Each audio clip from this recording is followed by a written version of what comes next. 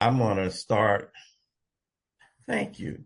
You know, there was a discussion about whether or not to record. I didn't want to weigh in on it, but I do want to say this.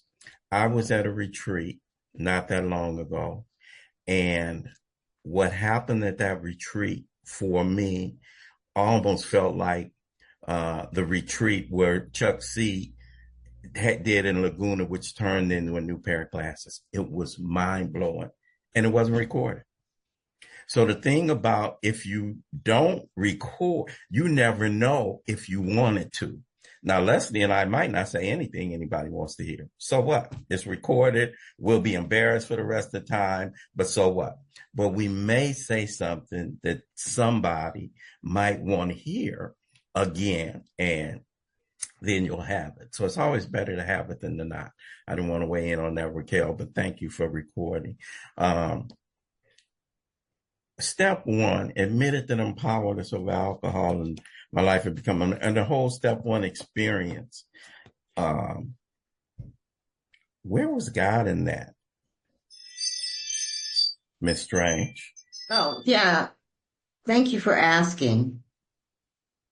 It's two ways to look at these questions. I'm pretty sure that you guys there is the Leslie at that time, and then there's the Leslie, the grown Leslie, the 28-year-old Leslie, soaking wet, little kid, didn't know what she was doing. I had no clue God was in it. Now, don't be mistaken, Ralph, that I didn't believe in God. I believed there was a God. I went to Catholic school. I mean, who gets out of Catholic school without God pinned to their forehead? You know what I'm saying? The mother, the Mary, all of that, but I didn't know about the intimacy in a relationship, personal relationship, God as I understand it. So as I was Leslie standing there, I didn't think it had anything to do with God. I just thought I knew something was wrong with me. I knew I couldn't stop getting loaded off of everything. And I didn't want to die. That I did know. Now, fast forward to 36-year-old, 64-year-old Leslie. I can see God slathered all over it like mustard. I can see the aha moment, when I threw my hands up in willingness. I didn't know I was doing that at that time. I can see now that I've gone through the steps and the process and I've seen it come up in other people's conversations, other newcomer women I deal with. I see God in everything now. That's what you guys grew me into. So with that step one, life unmanageable, I'm powerless, none of that was on the table. Today, I understand. So does that make sense to you, Mr. White? Well, absolutely. You know, when I think of the first step, you guys, and a lot of times I take credit for surrender. Most of us think first step involves surrender, right? And I, for many years, took credit for I surrendered, right? I was sick and tired of being sick and tired. Life, and then, I decided to come in out of the cold. As I've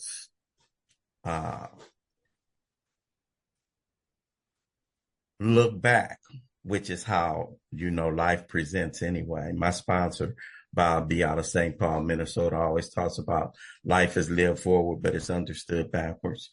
And as I look back, I realized I didn't surrender. I was surrendered. I was surrendered.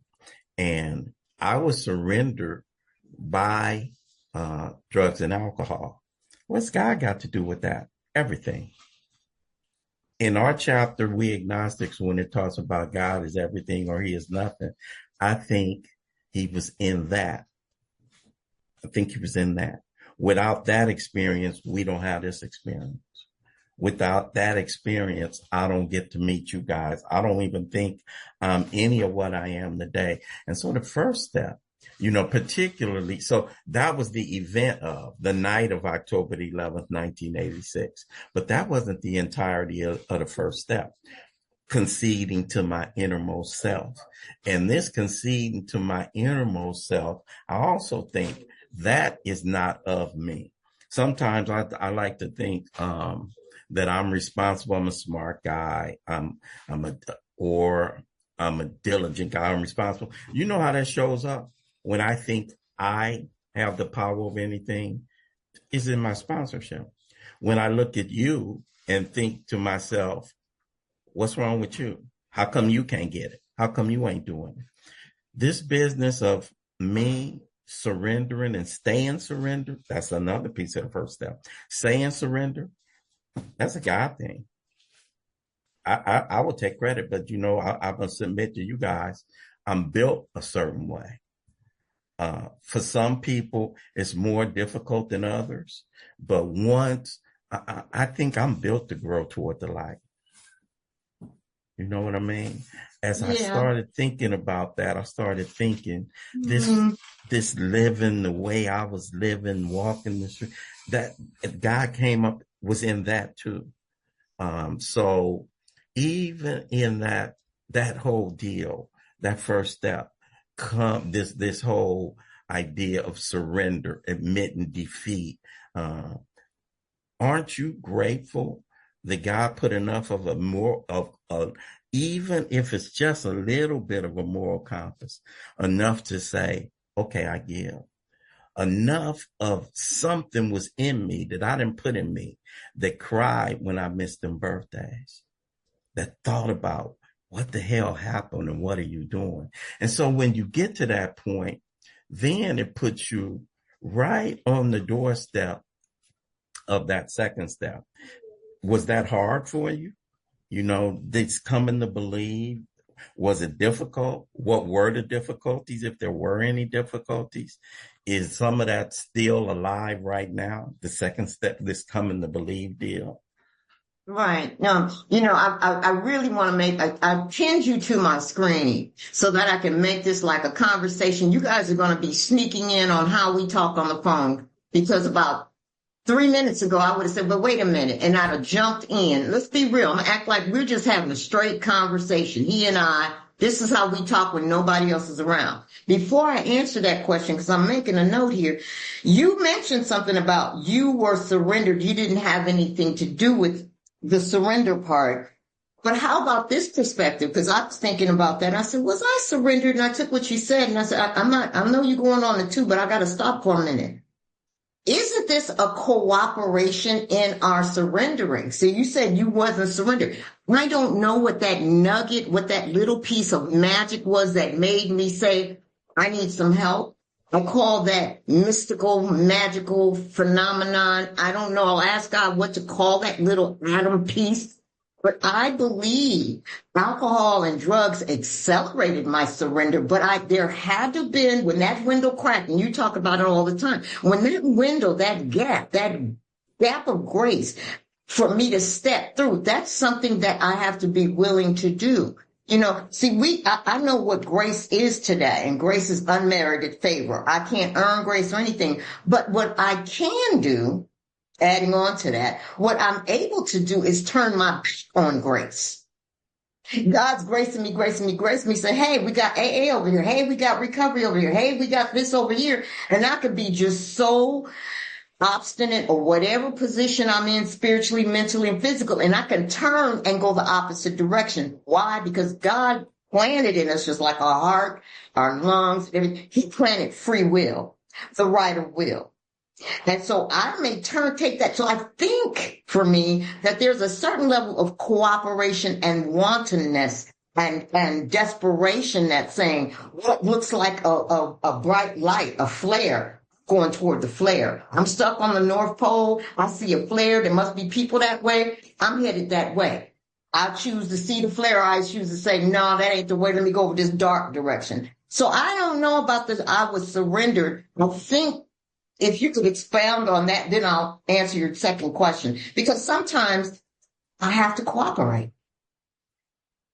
Yes. No, I think already that was the tail end of what I said. Of course, you read my mind, Mister. That's the tail end of what I said. And if it's anybody new this here, there is a level of what's my responsibility in that surrendered in. And the part I said at the end, that was when I said, and I didn't put that survival instinct. I didn't put that in me. And so when you said that, that's exactly you and me saying the same thing. Whatever it was that made me hungry once I was defeated, whatever it was that made me, and I really saw my first step in when you talk about the cooperation, what's my responsibility in this? I really saw my first step, and I see it more when I see new people come in that struggle. Because when I came in out of the cold, okay, so now I'm beat. What made me stay beat? Something that God put in me. And I used to think I used to take credit for it. I still don't. Was that hunger that when I started drinking the water, when I saw you guys, you were amazing to me. That's all part of that first step experience, you guys. Because how do you get from day 3 to day 4?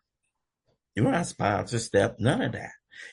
I was in that still in that surrender state. And like you say, Les, that spark that God had left him, that spark, it was igniting. It didn't ignite into a blaze, you guys, but you fanned the embers enough. Right. Apparently, I didn't know my pilot light was still on. Mm-hmm. I thought when I was walking the street, I'm dead man walking. Apparently, we don't know that till now, 38 years later. Apparently, a pilot light was still on. It was covered up, you guys, with a lot of stuff. My responsibility, fan that little flame. And something in me wanted to. Okay. All right. So let's go back, and could you reiterate the second question? Because I wanted to clear that up about the surrender. I've heard that a lot, and I just wanted to, see, I missed it, or I heard it, but I heard it differently. So you know how we think. What was your question on step 2 again? What was that one like? I mean, was it difficult? Because you always talk about the Catholic girl experience and coming up, were there some obstacles to this coming to believe, coming out of those old ideas? If so, what were some of the old ideas? What were some of the prejudices? What were some of the obstacles, if there were any? And then what were some of the, enticements, if there's no other word? What made it something that was palatable for me, and something that seemed available, and what made it attractive? Right. Yeah. Coming from the religion of Catholicism or Christianity covers a whole genre of different ideals growing up. Going to First Holy Communion, doing all the pomp and circumstances. So all of these things led to getting into heaven. And that's how I was raised. Step 2, again, there's the step 2 of me that was starting to understand it. I didn't really understand step 2 until I was way past it. See, can you repeat step 2 for our new friends? Okay, yeah. Step 2 is came to believe that a power greater than me can restore me to sanity. So it says to restore me to sanity. When I read that, my mind was just fried anyway. I didn't know what they were talking about. Sanity sound like insanity, and insanity sound like padded cells and lady sings the blues laying around and Thorazine and drugs. Insanity was people who were in facilities and locked up. I mean, I watched a lot of old movies, insanity. And then you take the word restore. That means my sanity has been snatched from me. I didn't know in the beginning that they were talking about when it comes to they started real simple for me to show me my insanity. And they said, insanity. They did doing the same thing over and over, expecting different results, right? Okay, that was cute. Slogans in the beginning. I was like, well, that was like the deepest thing ever. Oh my God. And then as I got older and grew in recovery, insanity began to mean doing the same thing over and over, knowing what's going to happen. Blew me out. All right. Now let me come back to restored to sanity, because of course, as is the title of this, we're going to talk about God. Restore is to get back into the original condition. Restore is to get an old car. I have a friend whose husband, my sponsor's husband, restores old cars, and he gets all the parts and he gets all the insides. He does all the engine work for it to get it back to the standard, to get it back to its initial equity, what it was back in the 40s and 50s. He restores and he puts in as close as he can the original paint, the original leather. Restore, that means there had to have been something there before the insanity.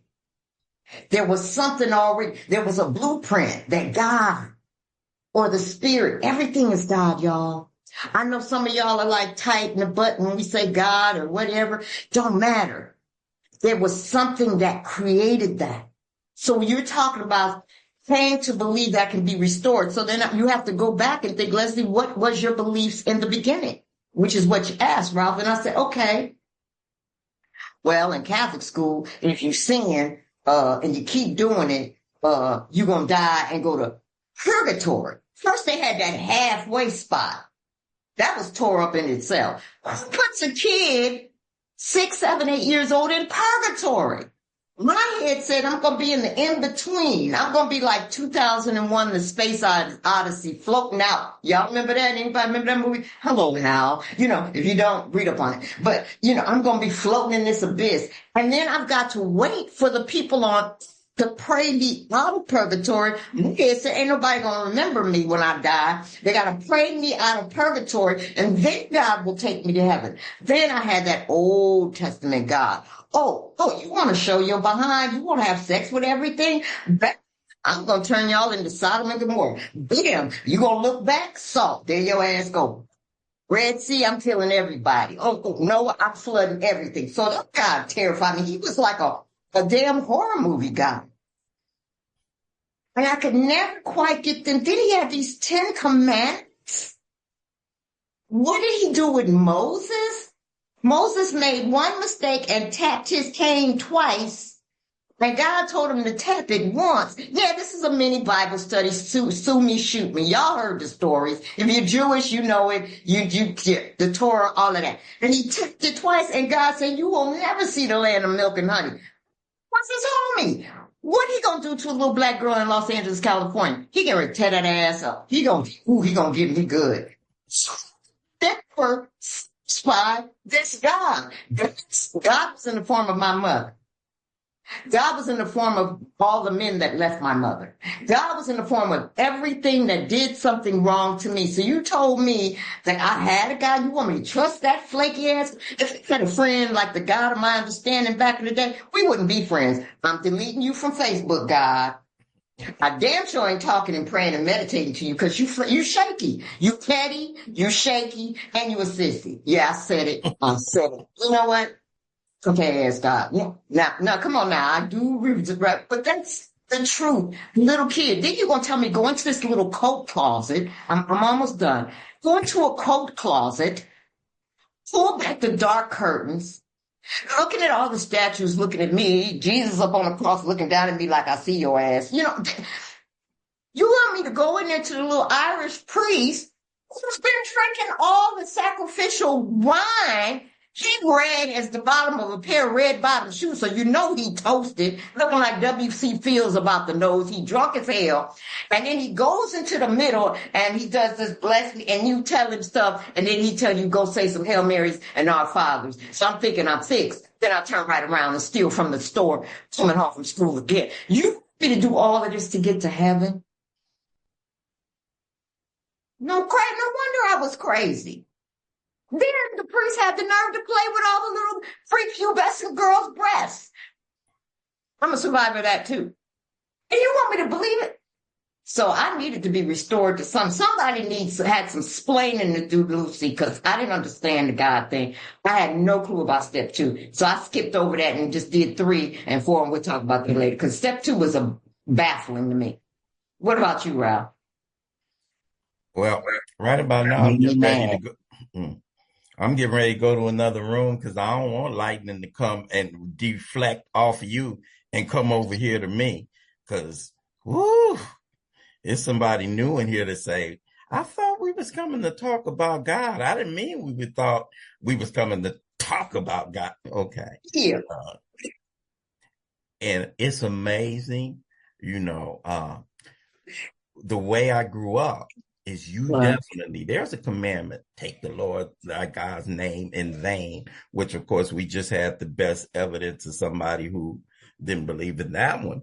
But the good news for me, and we'll hit that in another step, and I'm gonna leave that alone, because if you are new to this, particularly this process of recovery, one of the things that has been the most freeing part of the adventure for me is talking and being free enough with a relationship with this power, talking to him like we talking.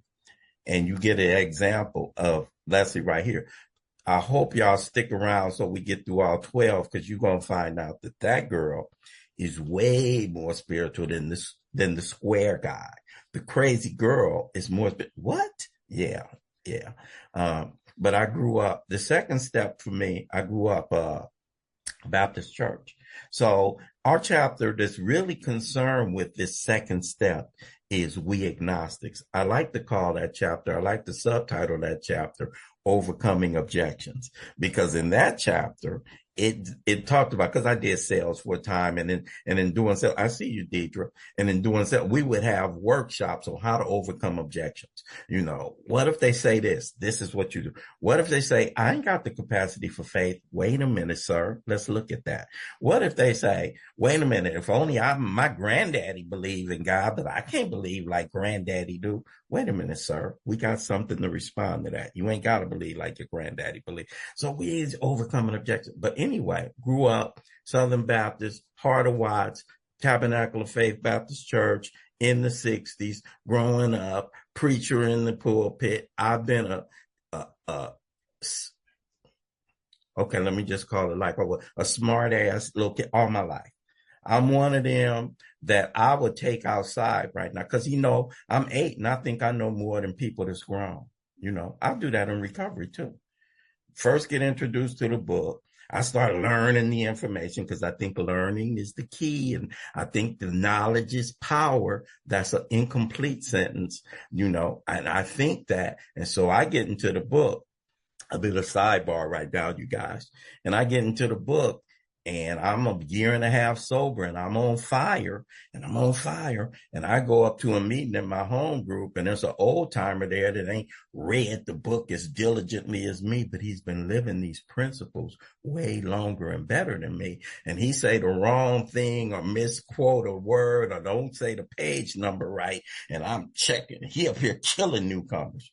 Right. Well, I've had that attitude since I was a kid, right? I'm in the Baptist church, Southern Baptist church. It's not as it's the rituals are not as old and as it's all inspiring to me in a Catholic church. And they're speaking maybe, and when I was a kid, they might have been speaking Latin, and they have a lot of these phrases. But in a Baptist church, you get an old Southern brother up there, and he be saying, and he be mispronouncing words. And I'm sitting in the pew like, you know what? You can't even speak the King's English, and you trying to preach to me. And then he's telling these stories, and it's the 60s, and I'm coming off of, that's a time of activism. And you preaching and trying to hold it, mama, you need to hear from him. Granddaddy, grandmama, y'all need to hear from him. We the new generation, we the new age. I ain't trying to have nobody telling me what I need to do and how I need to live. Them stories you telling, Daniel in the lion's den, Jonah in the whale's belly, Moses in the Red Sea, fables, myths, fairy tales. You might as well be talking about Jack and the Beanstalk. What? All of them the same thing. So I'm the skeptic, I'm the scoffer, I'm the cynic. You gave me another name. You called me agnostic. Didn't know it. So I grow up and I'm handicapped by a lot of stuff. But that behind is tapped, right? My behind is hanging on by a slender thread. There's a negative second step. Come to believe in the hopelessness and futility of life as I have been living. I have come to believe in that, right? And so I come to you guys, ass in hand, slither of it, barely hanging on. And then I have the second step experience where God shows up. Oh my goodness, did not know it. One of the reasons why I'm not one of the ones that ever talks about, you hear people say meeting makers making 90 meetings in 90 days. Sometimes when you thumpers, I see you. When you thumping hard, you spend a lot of time sometimes trying to refute and rebut so I can be the smartest person in the room. And I'll say something like, meeting maker, where does it say that in the book? 90 meetings. I was talking to my grandson, you guys, And ooh, Ralph, you taking too long. I'm gonna get to Leslie looking at me when she turned her head to the side, And I was telling my grandson about going to college, and I said, the first thing about successfully going to college, go to class. That's 50. Go to class, and it dawned on me that is meeting makers make it. That ain't everything, but goddamn it, we have found the most. So I'm going to these meetings, and you guys are second stepping me. You introducing me to a power with flesh. I'm skeptical. I'm cynical. I'm the guy that came in with a lot of old ideas, and people were stepping up to that podium, telling their stories, going in their wife's purse, going in their kids' piggy bank, not able to make it to work on Friday after Thursday payday, all of that. And then they would say something else, coupled with it. I found a power bigger than me, and I ain't had a drink in 6 months. I found a power bigger than me, and I ain't had a drink, and I ain't hit that, I ain't hit that horn in a year. I found a power bigger than me. Wow. And so this business of being slow walked into this God dance, that was the whole thing, And so you guys, introduced me to this God, by this slow process of every single day. I was going to 2 and 3 meetings a day, and members were up there singing this same song. I found a God. I found a God. I found a God. I found a God. I ain't stupid. I'm hard-headed. I think I know it all, but not that many of you going to be lying to me. I said, I want to try that, which led me into that third step, and how does that still show up for you today in terms of, because that's a big one for the God idea. That is a huge one. I'm not going to even ask a question. I'm going to just let you freestyle on third step, God. Holler at me. Okay, let's talk about it real quick. One thing I want to ask. I promised you guys something, an experience. This conversation, Ralph is doing it different. And this is how we are on the phone, right? He's older than me in sobriety. He was my go-to guy. I'm just y'all are eavesdropping on a conversation. So Ralph, when you talk to me. Act like they ain't even in the room. I know you talking to them, but you and I are having this conversation, and our conversations get thick. I'm a girl power. Our conversations get thick. I want you to get thick with me. When we talk, you and me are talking. Now, you said something about step 2. That was real cool. A lot of people on here have heard your stories. Half of this room is your sponsors. But I want to know this before I answer your question. Let me ask you this. When did you find out you were insane? Let's go back to 2. This is a two-way conversation. The third party is God. He's sitting in the middle between me and you. When did you find out you was insane? Before you came in? And once you got in and you started realizing what was insane about you, let's go in deep. Let's talk about the Ralph White don't nobody talk to. Why you want to go Jodeci? Come and talk to me. Baby. I really want I'm sorry. This is our conversation, y'all. Y'all want to hear some real shit? Excuse my language. You finna fit. I'm about it. I'm about it. Plus, I'm at home. I ain't got to look at him while I'm doing this. Go ahead. When did you find out? Craig? Mr. White, UCLA graduate, smart guy, reads everything twice. And that's a leading question. How you know I ever found out I was crazy? There you go. Come on, bring it. Ain't nobody on these 228. It's just me and you, boo boo. Come on, what happened? So you still in cuckoo land? Mm-hmm. So crazy for me, and as you know, you better. Oh, don't let these people. You're gonna get in trouble. These people. Okay, I'm sorry. Mm-hmm. I'm sorry. Go ahead. So the insanity for me, as you know, is the first insanity, because I don't even get deep with that second step until later on when I start getting in the book but the initial for me, same with the first step. A lot of times, people be saying that first step is the unmanageability. And then second, over my field. First step for me was I didn't have a license, did not know where to stay. And the insanity that was enough to propel me into step three was Mm-hmm. this. You dealing with something that's tearing that behind up every time you do it. Mm-hmm. Every time you do it. You say, you spend your whole paycheck. They tell you you're going to lose your job. You get kicked out your house. You a grown ass man with nowhere to stay. Yeah. You used to be in management of the company. And now every time you do it, I never said I was going to stop, but Right. I said I'm going to stop the consequences. Mm. There you What's go. wrong with you that you keep starting up? You smart, you bright, you a go-getter. When you put your mind to something, you do it.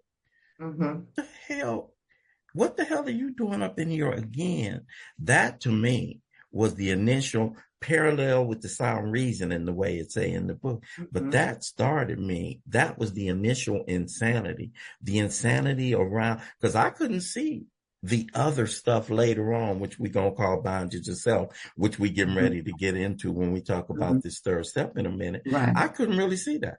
Right. Because I thought I'm a smart guy. I don't, but the insanity definition that got me the first time was, dude, stone sober. You put it in that motion again. You crazy. Mm-hmm. You crazy. You sucked on this Mm-hmm. youngster's pistol last time. You sucked on his pistol. He told Mm-hmm. you, he gave you a chance. He said, Ralph, if you make it up, because I came short with his money. He said, if you Right. make it up, and he gave me something to work it off. And that same night, I was in the same position I was in earlier Man. that day. And I Wow. remember thinking to myself, dude, you crazy. You crazy. What did getting on your Mm-hmm. knees do for you, though, in that third step? How does that change you? And what I does it think mean now? you know what's so funny to me? During the third step, I didn't know what I was doing. I was just really following the crowd because it was a good crowd to follow. By the time I came in, see, I came in off the street. I didn't go into treatment in '88. I just loved the crowd. I was in LA. You guys smelled good. Nobody was trying. I didn't have to watch my back. I could sit with my back to the door. I didn't have to watch my purse. You could get up and go get coffee. So the time it was time to take a third step, and it was a one-on-one thing. I didn't do the group thing. You know what I'm saying?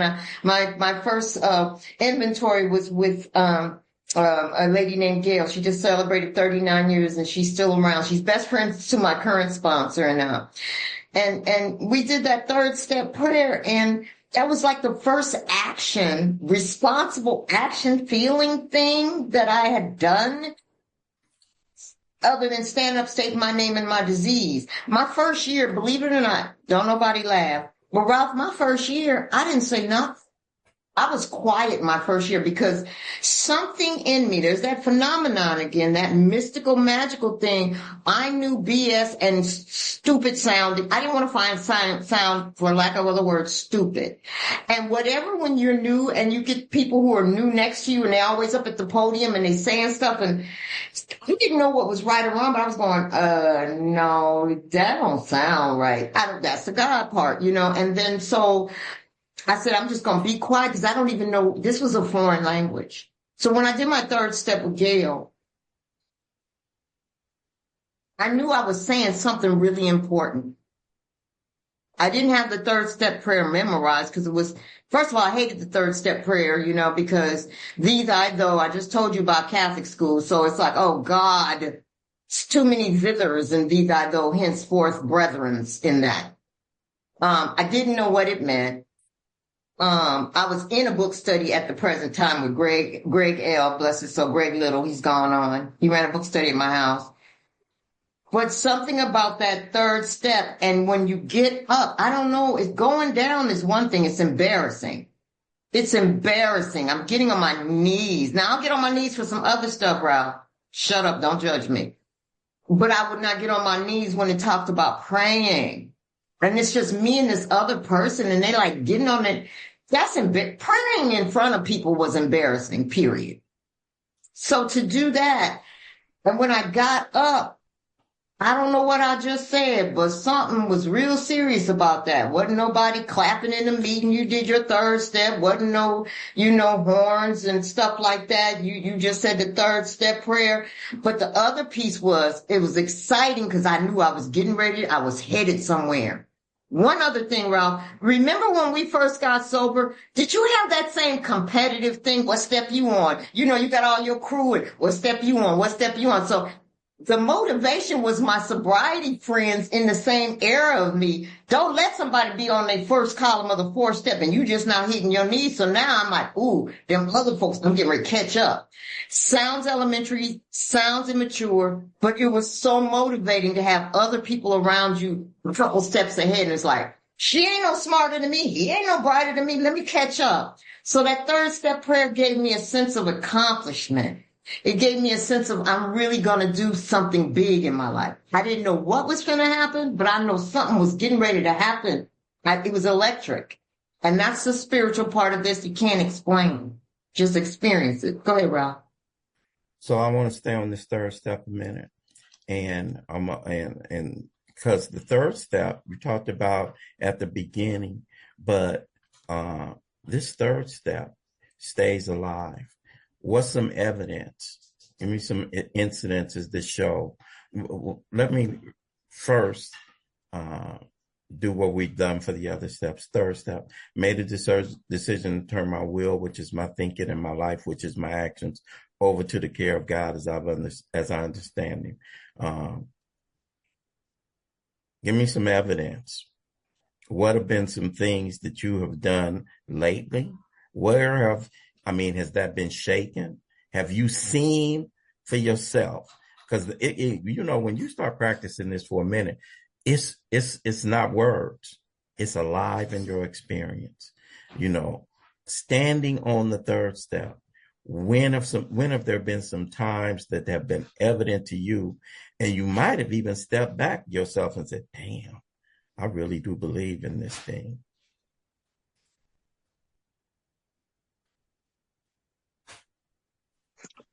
Almost everything I've done. Give you an example.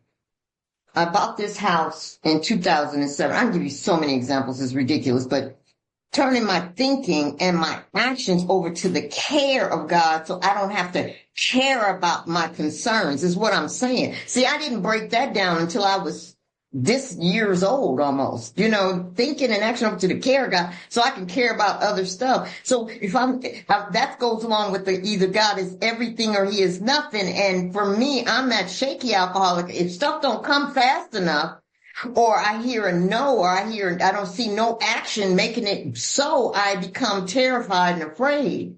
I'm dominated by fear. So when I went to buy this house during the time, the market, people, Rob, you do real estate, people were losing their houses. The economy was tanking.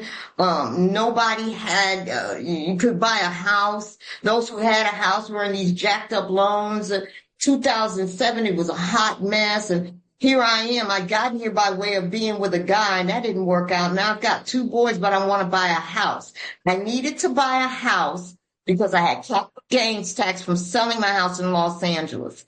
I moved to Atlanta. Check this out. I'm trying to make it short and simple. At a time, I had $1,600 down. My FICO scores, 525. You don't hear me in the back. 525 FICO scores. That means my credit sucked. I just didn't have enough. And then on top of that, they only gave me $165,000 worth of a house in Atlanta. I'm hot. I'm mad at God. God, I done moved out here. Self-imposed. I done moved out here. I'm trying to find a home for my boys. I ain't got this. And did all of that. Got a realtor. Found a house. Praying. Looked at over 50 homes, found a house that I'm sitting in right now, went to the closing. This is a different type of state. Took the $1,600 I scraped together, still working, got 2 boys on my back, sober, gave it to the people. When I walked out of that closing, I had the keys. I had my $1,600 down payment. with an additional check for $500+. And I was able to turn around and walk out with an approval on a house that I'm in right now. Now, came to third step. Just turn it.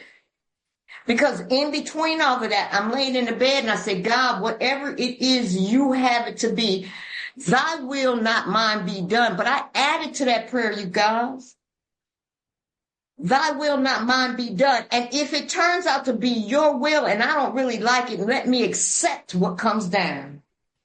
That's the key for me. Accepting the fall. When the shoe dropped, accepting that.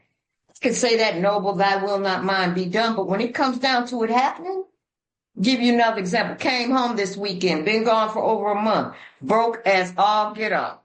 I'm going to say it real quick. I have a whole house. I have a real nice gift guy here. Come home. And I'm thinking, well, how can I get some money? I need to pay these bills. And something said, be still. Expect a miracle. I don't know how it's going to happen. I'm going to be okay. There might be something sitting in a month worth of mail. I don't know, but expect a miracle. Be still. Be still. See, I'm part of the Expect a Miracle Club, y'all. I don't know about y'all. You can join if you say you want to. And when you ask God for something and you sitting on that something. So I go to my mailbox, open up all this garbage mail, AARP, AA, AAA, all this other crap, and I open up all this stuff, and there's some checks.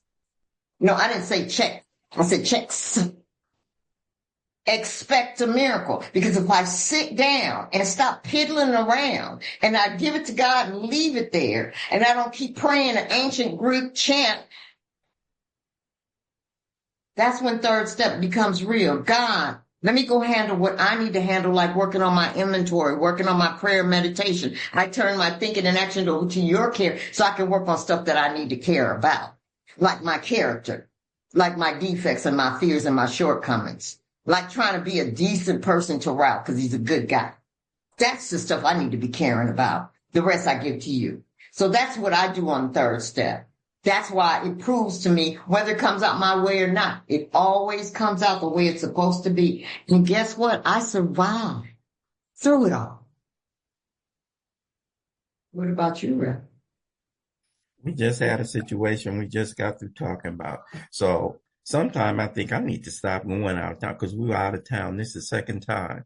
And so we were out of town this past weekend in Bismarck, North Dakota. And I was due to talk Saturday morning, and Friday night got urgent call from my ex-wife and said, call back. Call back. We in the bed in Bismarck, and I called back. And my daughter, River, had been in a bad automobile accident Friday night, car total.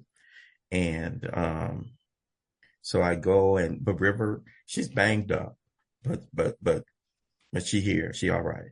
She got a big deal that she's getting ready for, and the rest of that. And so anyway, it led to some reflection. When you do this thing and you incorporate it and make it a lifestyle, you guys, because last night we started talking about that, you'll see what we do all over the place.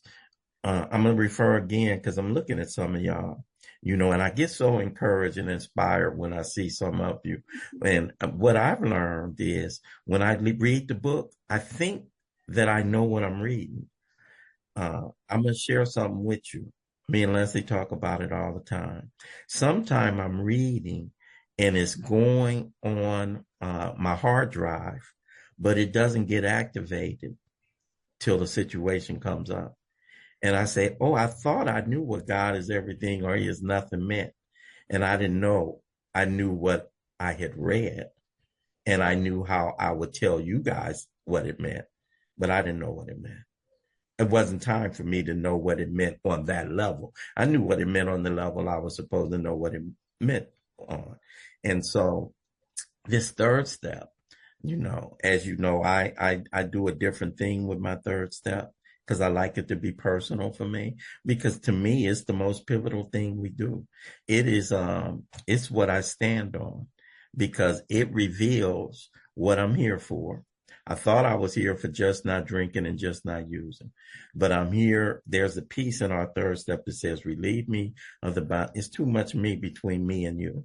and it's too much me between me and God. I'm 71 years old, and thank you, Raquel, for this format. Because Leslie and I get to talk about how this life that you guys have given me, we get to talk about how it shows up.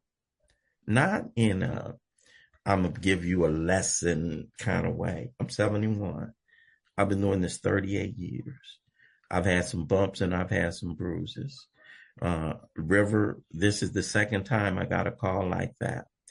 And River called, and so I talked to Lisa on the phone, and then I hung up, and they were going to the hospital. And Leslie kept on saying, "Have you talked to River? Did you call River?" And I was waiting, and then I called River. Leslie kept on, and I called her myself because I didn't know if they had too much going on, and I called her, and that's my baby. She'll be 30 in 2 weeks. And I have an older daughter, Rain, and Rain is 41. And River and both my girls are daddy's girls. And here's what happened, you guys. And Leslie was looking at me, and I'm talking to River. And when she heard me, I was in Bismarck and she was in Los Angeles. I could feel her exhale. Right. I could feel her exhale. Yeah. And when I am because I'm hurt, I'm in the hospital, we on the front end of what looks like tragedy, catastrophe, wreck. But I talked to Dad. Mm-hmm. And I've been in a lot of things, as you know, where it is scary out there. It's scary out there sometimes. And when you go in that prayer, and it's something about when you talk to Dad, you or Mom, or it, or the power. It's something about the power. And I breathe. Situation ain't taken care of yet. Situation ain't resolved yet. Situation is resolved. It's resolved. And that's third step, you guys. I'm 38 years sober. You remember when we first, because we used to, when you moved and you moved to Atlanta, and before you moved, how we would be in touch and we'd be in touch. Yeah. And then you moved with the guy that I was supposed to be in touch more with him than you, but I was in touch more with you than him because he was doing his thing and we were still staying in this. Okay, you got to keep your eyes on you. And I went broke at that time. I went broke. So sometimes standing on the third step don't mean God is going to waive I'm here to report. I went 3 years. I went 3 years without a deal. I had always worked, but then I just turned and was doing real estate, you guys. So I was just doing, and I couldn't do a deal. So then I went back and I was taking these temp jobs. I'm a guy that when you hire me, you keep me. They let me go from 3 temp jobs within 2 weeks, back to back to back. I lost my self-confidence at work. It never happened. You talk about God is everything or he is nothing. I'm standing on the third. I'm standing squarely on, okay, I done gave you this. And I'm not always liking it. And I talk to God a lot of times, like me and you talk. I don't know what you're doing. I'm not going to leave you. But I don't always know what you're doing. And I'm the kind that don't feel bad about, critiquing. I don't know if you ever if you could sit down and talk to God, is there some things you want to say to him? Are there some questions you want to ask him? I'll be like, I don't know what you're doing with this one right now, but but it's more comforting to me to believe that you would work on my case than it is for me to believe that I got to work on my case. And so even though Leslie said there were checks in the mail immediately, there have also been times, I've had that. I've also been times where sit your behind down. But guess what? I ain't ate out of a dumpster. I ain't missed a meal. If you saw me right now, you know that ain't happening. I ain't slept under the stars. I ain't, my daughters ain't, I've never left any spot. So this third step is where I live. Right. One thing, real quick, I'm gonna interrupt you real quick, because remember one time you told me during the pandemic we were together, and you told me I was terrified about paying my rent. I'm interjecting this since we're on this. Sometimes people are the third step for you that you can't see. So what I'm saying, what he just said was, like, say for instance, when he got that call from River, I'm a girl. I know I'm intuitive women. We just got it like that. Not trying to be we just got it. I said, did you talk to her? No, her mama. No, call her. Because see, I'm the girl that didn't grow up with a dad, but I can imagine if I had a dad like Ralph who's in the middle of this program, got people, just to hear my dad say, baby, how you doing? I can only imagine how. So I was his third step. Say, oh, okay, ladies, stop talking so much. You say your words, shut up, don't repeat it. I turned over and tried to go back to sleep. I know I put that God idea in his head because he got a God. I shut up. He picked up the phone. Ribby, how you doing? And I said, so bam. But he was my third step when I came down to, I can't pay this house. No, I don't want to be. He said, have you ever been sleeping under a tree? He had to go back and remind me of the God that's carried me. What's that phrase you use, Ralph? That God didn't bring me this far to leave me in a toilet. God didn't save me from the cesspool to let me drown in the bathtub.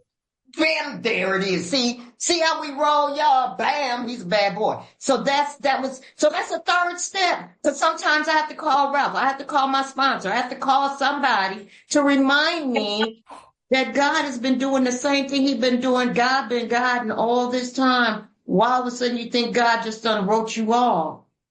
Ralph's my third step. I know I'm his. Sometimes we can't hear. We need a second pair of ears, another mouth, a second pair of lips, something. And it's so amazing that just sitting there, him telling me, no, you ain't gonna lose your house. All of a sudden, I believed it. Still broke. Circumstances didn't change, but I was like, oh, okay. He said it, and I believe it. He said it with some bass in his voice, too. I was like, oh, that's sexy. Anyway, I just wanted to interrupt and say that piece. So No, you didn't need to, but that was a wonderful thing. So now, even in talking to you, I'm going to say something to you, but I'm going to say it, I'm going to channel it through you to our new friends. Don't be where you are. So this is Ralph and Leslie talking. It'll sound like new friends. Ooh, I got my girl. She got 90 days. I got 120 days. We gonna be each other's third step. We gonna be. That ain't what Leslie said. That ain't what Leslie said. Leslie said, we two people that's got a power and got a God. When I'm new, I sure want you. You gonna be my ride or die. We gonna go into this recovery together. But we both have stories that we could go the rest of the thing about that too, But so, being committed. So how did you give legs to this though? We talk about giving. It's enough to talk about the third step. Oh, before I get off that third step, you guys, I gotta say this. Because at the end of the third step, I say, okay, God, if you take away my difficulties, but both of us are here to complete that third step prayer that we say. And at the end of that third step, we say, take away my difficulties, the victory over them may bear witness to those I would help. So of that power I love. So we come to you to share our difficulties because we come to you to tell you, because I promise that when he took me through them, I tell y'all it was him. I tell you it was him. And sometimes that third step, it has to come alive even, it stays alive for me right now. And so what about those? So, I heard you talk yesterday morning or whatever morning it was when I got up at 5:30 in the morning, went and saw you talking on a meeting about the fourth step. And at the end, and you said something about, so the first evidence of doing that I've done the third step is doing what? I think you said you ain't it was done a immediate. third step Immediate. until you Oh have a no, pen in your hand. it's this. See, I call the third and fourth step Siamese twins. How you gonna be, you know what? And the way that I gathered that, because the book says it. It says at once we launched. At once is real simple. I mean, I remember in book study, we spent like 20 minutes on at once in a big book study in my house. At once. Is that tomorrow? Is that maybe later? Is that set the timer? At once means right what it means. At once. So if I said, okay, I made a decision, first two steps are conclusion. My sponsors have all, Betty T told me that, Brenda M told me that, Robert. First two steps are, I can't, God can, I'm an addict in my thinking, my alcoholic, my mind, and I'm insane still. And then what you gonna do? Now that you know that, what you gonna do? Well, I'm gonna make a decision. I'm gonna make a decision to make these pancakes. I'm hungry as hell. I got pancakes. You ever sit in the couch and say, ooh, I can taste going to Cracker Barrel. We like Cracker Barrel out here in the South. Don't blame us. We like Cracker Barrel, me and Ralph. So we go to Cracker Barrel. And so, I'm gonna get up, we're gonna get in the car, cause I usually drive, and we're gonna go to Cracker Barrel. And here it is noon now, and yeah, we finna go. And all that goes on is 4 PM. Ain't neither of us got dressed. We sitting here watching TV. Ralph was probably watching football, and I'm sitting here. All we did is to get collectively made a decision, and we did jack about going to Cracker Barrel. And they got the slamness pancakes and the maple syrup. Shut up, don't judge me. But I want some Cracker Barrel. But what I'm saying is the same thing with the third step. So when I used to ask people, so I used to test people because I'm like Ralph, I'm a female ass. I am. I know I am. So shut up, Debbie. So my sponsors are on here. So when you make a decision to turn your thinking and action over to the care of God, how do you prove it? Not to us out here. How do you prove it to your inner self? I said, these thoughts, this disease, my stuff centers in my thinking. My dis-ease centers in my thinking. And my thinking will flip on me. My ego, my pride, my thinking, my fears will flip on me. So what better than to prove to the Most High? Because what did I say? I said the third step is just a vow. If I ever married this person, we would say something between me, God, and another human being and him and something, and it's a vow. We're going to try to work this out in sickness and health. I ain't there yet. But anyway, you know what I'm saying? It's a vow. It's something we say in front, we're going to try to do this. You feel me? That third step prayer ain't no joke. Now, play with it if you want to, if you will, but that third step prayer is saying, okay, God, and now I'm going to prove it. And from that point on, every step you take after that, this is what I came up with. Every step in between, every step is the third step. Okay, come on now. Get off of Bobby Brown. Every little step I take. Just stop. Look, but every step, no, I'm still talking. See, this is how we do on the phone. Hold on. Every step in between. So when I say the fourth step, there's a third step. There's proof in it. There's Siamese twins. You can't slice apart the third from the fourth. And if you're saying you're going to write your inventory, they told me that means I have to have proof, pen in hand, and something on paper. And that's what I emphasize with my people, my sponsees, because that's what I do. And I'm constantly doing a third step, and I'm constantly writing, and I'm constantly going to keep proving that I'm doing that commitment to me, God, and my sponsor, and whoever I took that third step with. It's a cluster. So if you're not doing step 3 and you ain't did a step 4, you probably working with 1 and 2, trying to figure out where you're at. That's what I think. Okay, so that's on the record. Y'all see what I'm working with. That ain't what I'm doing. We got you see 30 what I'm minutes. Working with. I'm bringing you in. I'm reining you in because you got a lot, and we got to get through these for steps. 2 hours so and 75 minutes. Go ahead. What That's how we go on the phone. What have been the biggest benefits of inventory for you? Lessons, benefits. Freedom. No, freedom. Freedom, even when I'm wrong. You know what? I'm going to keep it real simple. When I do that inventory, then and now, there is a level of freedom even when I know I screwed up. The God consciousness that is implanted in me, that magical, mystical conscience. Some people call it the Holy Spirit. Some people call it God consciousness. Some people call it whatever you call it. That magic that lets me know, that's not cool. And the fact that it bothers me. I'm now bothered and I gotta fix it. That's the benefits. And until I fix it, every time I run into Raquel and I know I gotta fix something, I ain't gonna be right.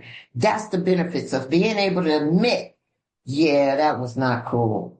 Yeah, you gotta fix that, Les. And then doing it, the peace of knowing I screwed up. Sounds weird, but it's true. That's And my where's deal. that? Okay, and how has inventory affected your relationship with this power? It helps me to rely on the power more. See, we're segmenting this, Ralph, but and it's hard to not be 36. I remember before I was 36, but being able to inventory, I always know that there's going to be a result. There's going to be a conclusion, and there's going to be nothing but good that can come from self-examination. And in Chuck C's book and in 12 and 12, they always talk about self-examination and talking to another person is ancient as time as man itself. It's always been good to talk to somebody, to seek higher ground, to seek how to correct. Another thing I discovered, because see what it has done, it is that it has expanded my relationship with God. It has expanded my viewpoint of the possibilities.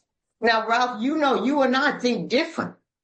I'm a girl that believes in vibrations, energy, Reiki, chakra cleansing, cleansing my house, smudging. I'm that metaphysical girl. I'm that I could read a Catholic book, a Buddhist book, a Hindu book, turn around and go back to the Torah, go to my friend's temple. She's Jewish, high holy days, cover my head. I do all of that. I can go to a Black Baptist church and take off and the spirit hit me. I love to run. I take my shoes off and run. So I'm saying my spirit and my energy is totally a little different. Ralph, however, as you guys can see, is a little more conservative and reserved. And you've heard his story.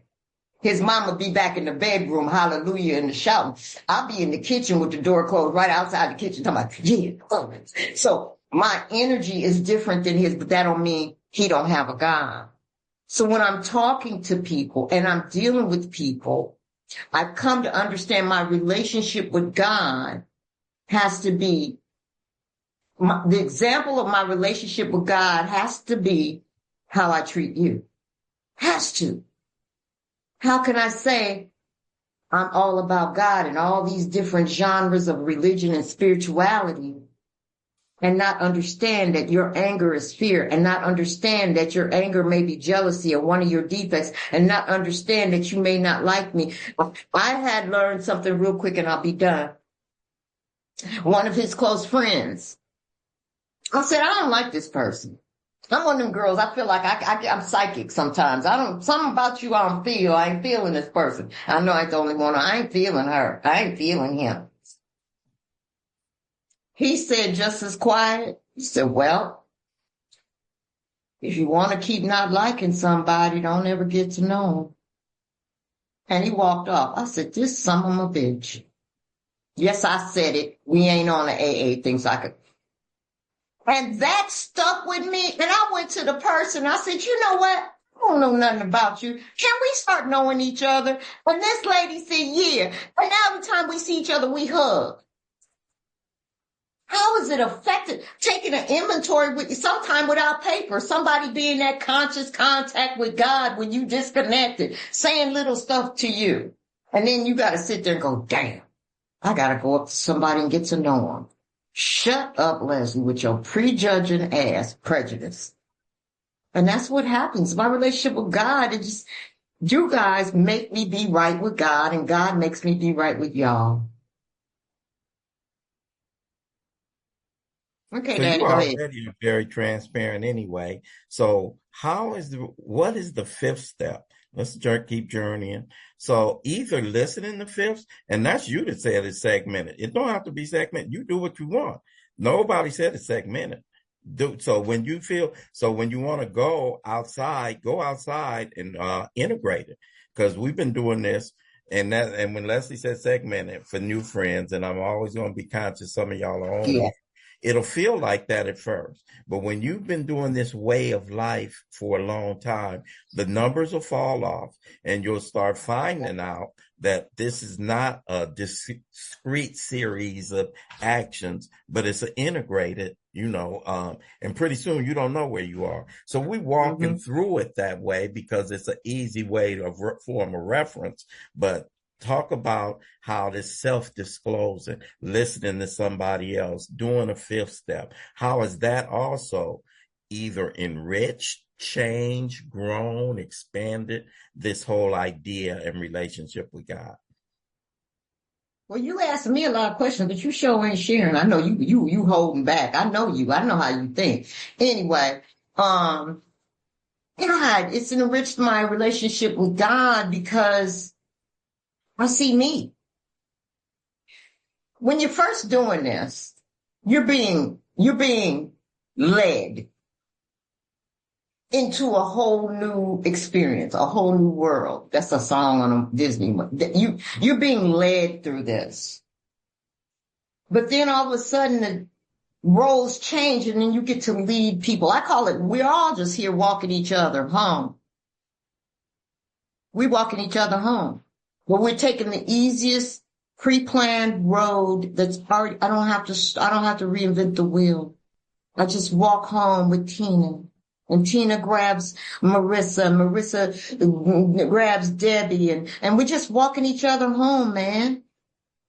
So when I've become cultivated enough to understand that the 11th step prayer, and I'm going to jump ahead a little bit, is the key. I want to understand than to be understood. I want to be compassionate. I want to be able to understand how it feels like when you got a baby in the hospital and you don't know what to do or you're new. I mean, especially for the new person. Because when they come in new, Ralph, they've got Mount Everest worth of stuff going on. The job's jacked up, the police looking for them, they owe the IRS, their mama and the family ain't talking to them, they put out their house. Sort of like your life. You know what I'm saying? Sort of like that, but and they got all this mountain of stuff. And what they did in 9604 and 3801, and these are some clubhouses in Los Angeles that he and I were both raised in, and all these different clubhouses, they started unpacking they started chipping away at Mount Everest. They started segregating stuff. The segregators, the people who were taking stuff and Ralph, don't worry about this or do this and don't do that and do this with your brothers and all the stuff that you got and do this with your mom, Leslie. When your mom calls, don't answer the phone then if you can't handle it. What's those little ideas? And they walking me through this and then I turn and I walk over. How did that help my relationship with God? There's got to be something that's telling you guys what to do. And you guys aren't even charging me like the psychiatrist I went to. You aren't even, no X's to grind, no dues to pay, the traditions. And then you say, if you don't have no money, I ain't got to pay you. I felt so indebted to you guys because you were giving me life. You gave me a book. You even hung out with my mom who wasn't an alcoholic. And you even loved on my mom who would go to meetings with me for my first 90 days. And you guys would even come pick me up and wouldn't ask for gas money. Who but a nice time? What? I don't even know any churches or mosques or synagogues that do that. You guys were doing stuff for me for free. You would sit with me and listen to me for hours for free. So how dare I not do that? That's why the fourth step is the fifth step. And we were reading something in the 12 and 12, and I'll wrap it up. It said that you should not feel alone anymore. Somebody out here on the screen is feeling real alone. In spite of having been here double digits. You might have lost a bit, but you're not. Aloneness is the worst place to think. But if you think of aloneness as a good time to gather a conversation up with the power, the air, the energy, the source, the one with no name, the nameless one, it something, that thing, the vortex, call it something. So when you are alone, that is probably the universe giving you time to sit and talk. Rap to me for a minute, baby. What's going on with you, Colleen? And you like yell out. I've been in this house and just yelled. God, please help me. Stone cold sober. That's what the goodness of hearing other people's stories and being heard has given me in the fifth step, a connection to something. And I know that if I don't even know, we don't even know Paul Meacham, but I bet you Paul, if I call Paul and I had a problem, Paul would probably give me some kind of idea of how to deal with it. Okay, how much time Paul got? What? You mean to tell me people are plugged in when I can't figure it out? Whoa! We may not like each other, but we never wish each other loaded. And we never wish each other death. Back to you, Mr. Rao. So we are here. We got about 15 minutes left. I was hoping we'd do some Q&A. If anybody has a question they want to put in the chat, put the question in the chat, and we'll see if we can answer it before we get up out of here. It could be to either one of us, both of us. We got plenty, like you see, we have plenty of material. But if somebody is moved or has a question, don't be ashamed. Put it in the chat. So we got a few more minutes. 6, 7, 8, and 9 are all concerned with some of it. They are wonderful steps for getting ready for this new address. In the 10th step, it talks about I'm going to be living in the realm of the spirit. So by now, sanity is returned. So that coming to believe takes place somewhere inside of this 4 through 9, 3 through 9, somewhere inside of that. But you have any stories, any experiences with this business of making things right? This amends process and how it has led to your relationship with God. Let me go back. Let me back this up a little bit because I know we ain't got a lot of time. You're gonna ask me 3 questions back to back, and y'all girls, I'm smart too, so I ain't miss nothing. I noticed that. I'm gonna ask you something. I answer it, but I'm gonna ask you something. First of all, how have I made amends? And it made me. Amends is the most humbling when you're new at it. It's horrible. It's the most embarrassing, humbling, ridiculous part when you're in the middle of making amends. I hated it. I thought it was ridiculous. But then I said, if I don't do it, I'll probably get loaded. And, ego and pride is good for some. I'm not coming back 36 years sober, coming and getting a white chip. And everybody be saying, it's a joke, but it's not. But no, I'm not doing it. So I had to do that. I had to go to the ex-mother-in-law. You had to go to the ex-husband.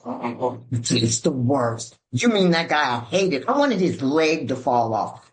I wanted his eyeball to go to the back. I just wanted something to happen that I didn't put into effect. I wanted something bad to happen. I was full, and I had to come and make amends.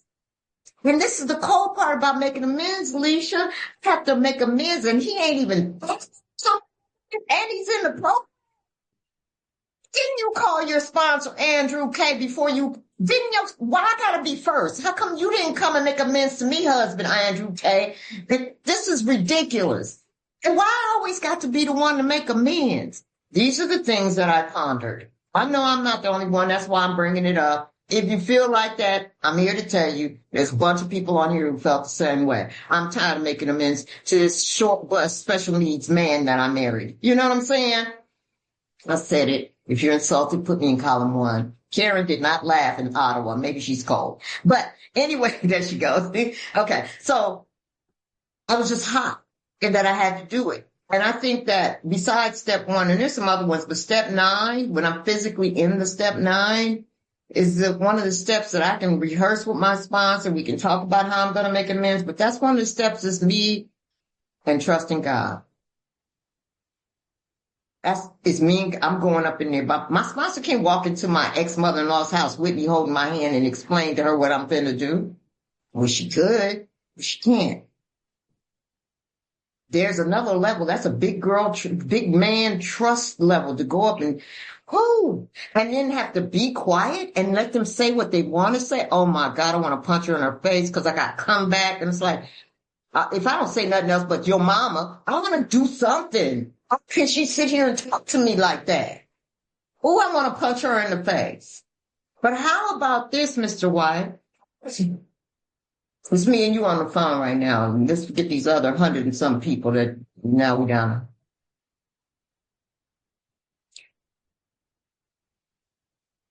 When you've made amends, uh-huh.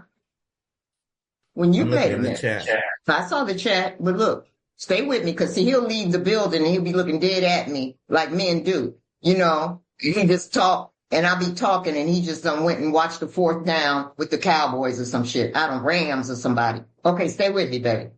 Boo. Have you ever made an amends without consulting somebody where you look back and you thought you should have consulted somebody before you did it? Yes, I have. Uh-huh, what happened? I'm gonna share that really fast because Uh-huh. there are three powerful questions in the chat. Oh my God. Go Uh, ahead. I'm gonna share that one. Yeah, I made amends. First amends I ever, second amends I ever made. The first one was successful. Second one, my ego was still alive. I didn't do any of the things that you need to do in order to make amends. I didn't go in a helpful and forgiving spirit. I went in a cocky and scared spirit though. I went in this spirit of, I owed a guy some money. I saw the guy. I didn't have a down payment for him when I saw him. Didn't consult with my sponsor before I saw him. Ego was still alive. I think I owed him like $500, something that looked small to me. It seemed big to me then. I wasn't working. The most I could have afforded to pay him was $25 a month. I'm not that petty. I'm not that small. You're not more of a man than me when I'm looking you in the face. I can't tell you the most I can give you is $25 a month. So what do? I said, in 2 weeks, I'm going to give you half your money. And 2 weeks after that, I'm going to give you the rest of your money because my ego is there. I'm looking this man to man. My testosterone is jumping off. Now I got to show him I'm not just this poop, but my life ain't where it was for real. And I defaulted on the first payment and I owed an amends coming out of amends. And I learned some valuable lessons. And one of those things goes into one of the questions in the chat. I'm going to try to take these questions on in the chat. One of the questions, too, it says, how do I learn humility? I don't. How do I learn humility? I don't learn strength. I develop strength. I don't learn humility. I develop humility. And the way I develop it is one of these steps I just talked about. When I came out of doing that ninth step, there is there was a humiliating aspect to that particular ninth step. And I fell on my face and I face planted. And that's part of, for a guy like me, there's two kinds of experience, you guys. I talk about it often and let me go back and me and you've heard me say this a lot. There's taught experience. A mature person can listen to what somebody else says. Say, oh, you know what? You just shared that with me. I know now what not to do or what to do. And that's a mature person. I'm not a mature person. You share with me, I say, oh, I'm slicker than you, or, oh, okay, thanks for the information. I know what to avoid, blah, blah, blah, blah, blah. I get the second piece. I have to have bought experience. I got to get my own. And when I buy it, though, it leads to something that's called humility. And in the first place, I start developing humility. When do I start developing humility? First place, I start developing humility to that question somebody said. The first place in our program that I get to develop humility is I ask for a sponsor. Wow, I'm a grown ass man. Can't nobody. That is humility in action with legs on. The only place you'll see humility is in your feet, not in your head. You don't learn humility. Humility is in the feet. It's not in the head. I ask somebody, help me. The second one, I keep my mouth closed. Here are some keys for a guy like me. Lose, yeah, I know, from your vocabulary, Ralph. Ooh. Lose, yeah, but from your vocabulary. Ooh. Get in a relationship with a strong on person like the one I'm just looking at right now. And it'll often require humility on both parts to just say, okay, maybe I don't know all the time. And that takes, sometimes it incorporates traditions. Common welfare comes first. I decide I am going to, I'm not going, I'm going to subjugate some of my own stuff for the greater good. But humility, you guys, one is a wonderful step. Asking for sponsorism, listening to a sponsor, voluntarily allowing somebody else's voice to be louder than my head. Great place to develop humility. Ninth step, doing a ninth step. It is required. It feels like I'm punking myself. It feels like I am bowing down to somebody else. It feels like you taking advantage of me and you more than me because I'm going to go. It is a wonderful place to develop humility. There's another question in here. What's the furthest you've ever been from the program? What's it look like for you? Letting up on our spiritual program of action and resting on laurels. Please share the experience. I can share, I guess, relatively the furthest I've been. That has some inferences in you guys. One of my great gifts, and this is a God gift, not a Ralph gift. One of my great gifts is I've never been far from the program. I've been down in life. I felt overwhelmed in life. I felt really, really hopeless, but I've always run to you. Give me the soundtrack. I want to run to you. And there's a soundtrack for me that always is in my recovery. I want to run to you. And when times get hard, I come to the middle. It's my default setting. And I've never let up on the spiritual program action. I would like to answer that question because I can tell you guys in a spirit of humility, a lot of places I've come up short. A lot of places I've come up short in my personal life, in fidelity in relationships, in handling money, in being the best steward of money, and doing shady stuff in the workplace and bankrupt. I've come up short in a lot of places. But when I look back over my life, to be honest, without false humility or without creating them, I've not let up on the spiritual program of action. I've let up relatively for me in terms of not being, but me and Les both have default settings. And a default setting for both of us, we sponsor. That'll keep you close. It's something that everybody should think about. You can only get so far away. I'm telling you. And this girl sponsors way colder than me. Oh my God. He talks a good game, be talking. And then, I always say what you do speaks so loud I can't hear what you say. And we ain't scared of hard conversations because ain't neither one of us wed to what we say. We'll be quitting. Hey, I'll quit I'll be all the time.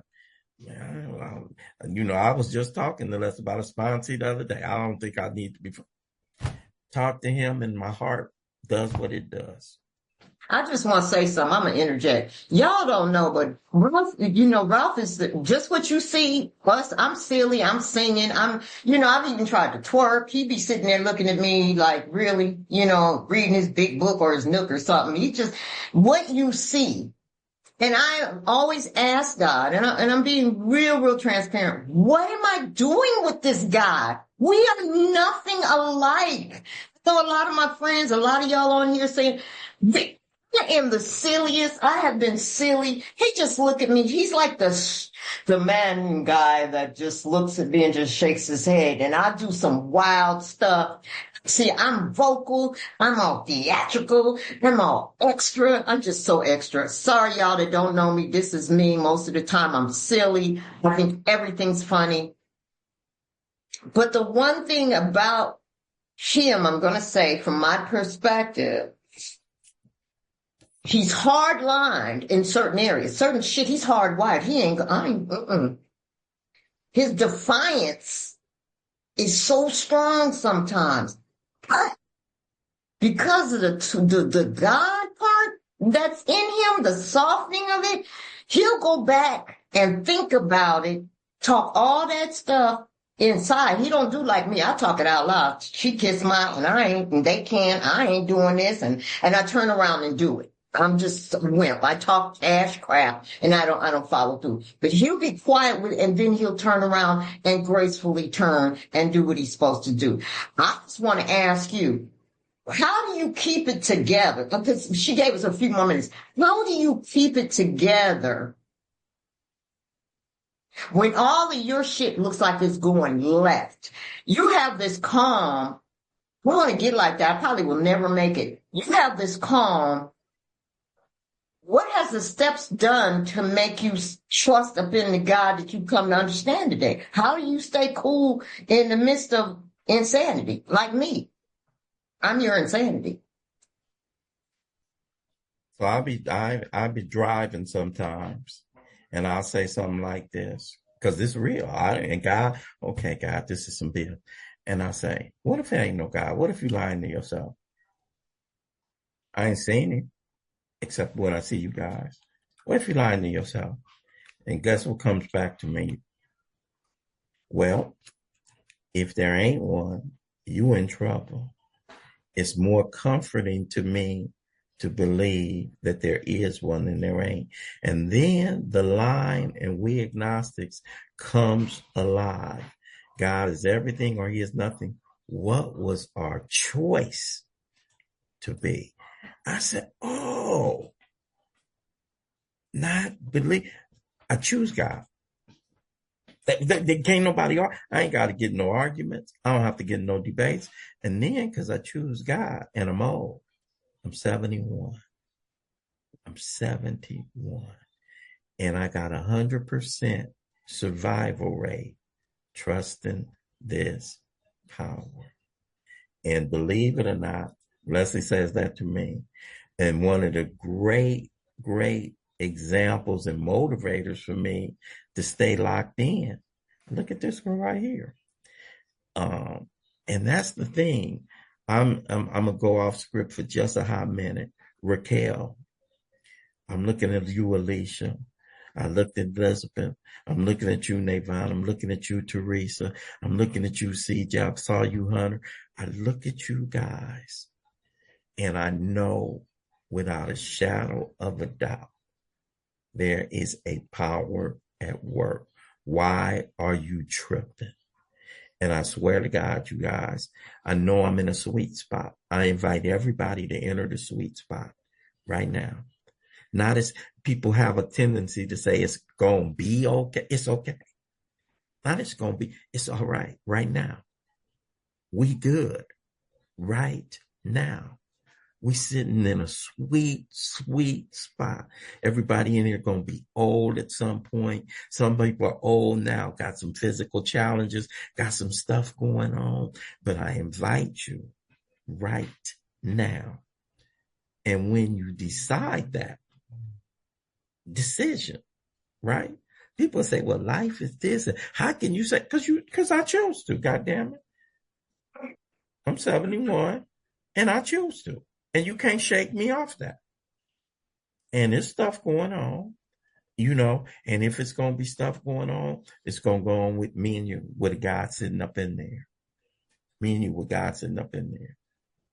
The worst that can ever happen to a guy like me has already happened. I come from street walking and not one of you hookers. I was just doing the aimless walk. I come from no hope. I come from life over. I come from that dark place. And you keep me lit up. This knucklehead right here that's on the other side, keep me lit up. Even when I'm mad, keep me lit up. Even when I give up on this heifer right here, he is the most, and will turn and will make amends and will say, and I'll be like, it's amazing when somebody demonstrates what we talk about. And it ain't just Leslie and me. Y'all happen to have us spotlighted. But it's a lot of people on here putting their hand in God's hand. And every time I see you do it, make me want to. And if you Right. stick close to this program, it'll make you want to. Yeah. It'll Yeah. make you want to. And I'm just going to add to this, and we're going to wrap it up because we've been on here for a Yeah, we minute. over. No, we're not, because I already talked to Raquel, and that's why she's recording, because I'm the one that told her, Raquel, you going to record this? So, girls, I'm still ruling. Yeah, anyway, so I love you, Ralph. But for real, the cold part about it, and my sponsees know I complain. I complain, relationship. Now, this is not a relationship conversation. This is just two alcoholics, two addicts having a conversation. Please don't say it's a relationship thing, because everybody does a relationship thing. They always end up breaking up. I hate that. So, I complain, and I complain a lot. But compared to who I've had in my past, that's why, real quick, doing a sane and sound ideal list on your sex conduct inventory. Listen to me in the back. Sane, you answer the questions, but there's a sane and sound ideal list, Johnny Olson. Hi, Johnny. That you write out, and you get to construct what you believe. By that time, you believe God, who he would have in your life, and you put that down. Ralph meets most of it. But it's really cool whether he's in the program or not, that this, whoever you're dating, female or not, has some kind of spiritual thing, because it's one thing about making amends for going into his emails and getting busted because he got a notification. Yeah, I said it. I don't care. He got a notification. He didn't log off, so I tried to go in and look in his email about 4 years ago. Don't judge me, y'all. Laugh. This shit is hilarious. And tried to log in, got in, but they said as soon as I hit enter, it says we will be sending you to your phone a notification. I'm in Atlanta. He in LA. He get a notification. Somebody from Atlanta, Georgia tried to log into your email. My ass. 36 years sober. So I relapsed on that, not going through a man's pocket. Relapsed on the defect of insecurity, low self-esteem, scared, looking for evidence to break up with his ass because he don't look like Denzel enough for me. Some stupid shit. Okay? Whatever. And he's a great guy. And he calls me and he said, hey, so how you doing? It's because I'm trying to think of a lie. You guys are dying on this. And no, I can't, because he's smart. He ain't slow. He's not slow and he ain't sleep. He moves slow, but he ain't sleep. Trust. I'm the one you need to be worried about. And he says, yeah, I'm not doing too good because it says somebody from Atlanta, Georgia tried to log into my emails. That's what I did. It was crickets. What I'm going to say? Up here with 30 plus years and I'm acting like I'm a newcomer, my dumb ass. And so I said, oh, okay, well, I got to go. And I hung up. I was like, oh my God. Now I'm totally embarrassed, but this is the guy. And I talk a gang of stuff, but this is the guy. I called him back the next day, made the formal amends like you guys taught me because I could not sleep. You can't escape him, even if I'm in Atlanta. And I made the amends. And you know what his response was? Damn, you clean up fast. Come on, man. So, Debbie, next time I call, Deb Gibbs, when I call complaining, Deb always says, be nice. I hate my sponsees. They always telling me what I told them to tell them, then they tell me that back. You guys are sponsors and people I've talked to, you guys on my spiritual bank account, so because sometimes I have to write a check to withdraw from you because I forgot what I said. And that's what working a program is. Whether he responded like that or not, I got to be responsible. Back to you, Ralph, because we're going to wrap it up. I love you guys so much for coming and dealing with my silliness. Thank you. Thank you. For real. So I want to thank Raquel. We want to thank Raquel. Raquel had an idea. And when you have an idea that you haven't workshopped yet, I call it workshopping. We went to see Dion Cole last Monday at the Improv. He was workshopping an act. So he's bringing stuff out and working it.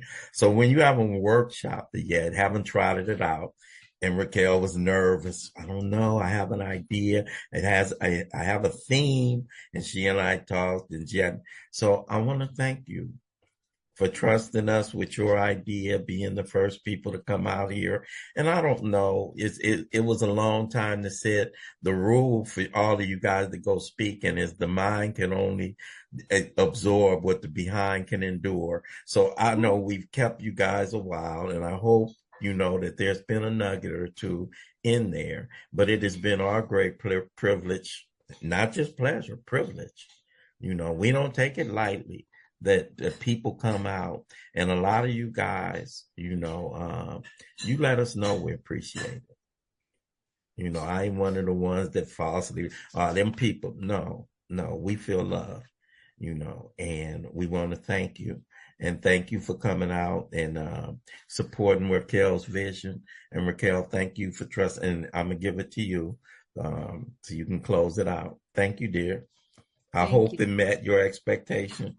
It was amazing. It was beautiful. And I want to thank you all for staying this. It was really beautiful. It was really, really beautiful.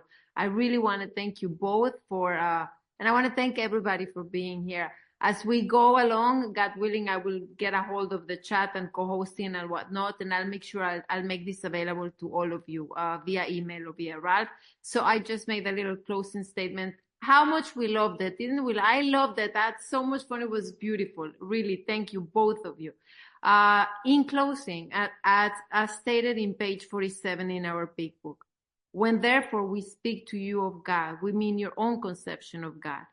These apply to other spiritual expressions which you find in this book. Do not let any prejudice you may have against spiritual terms deter you from honestly asking yourself what they mean to you.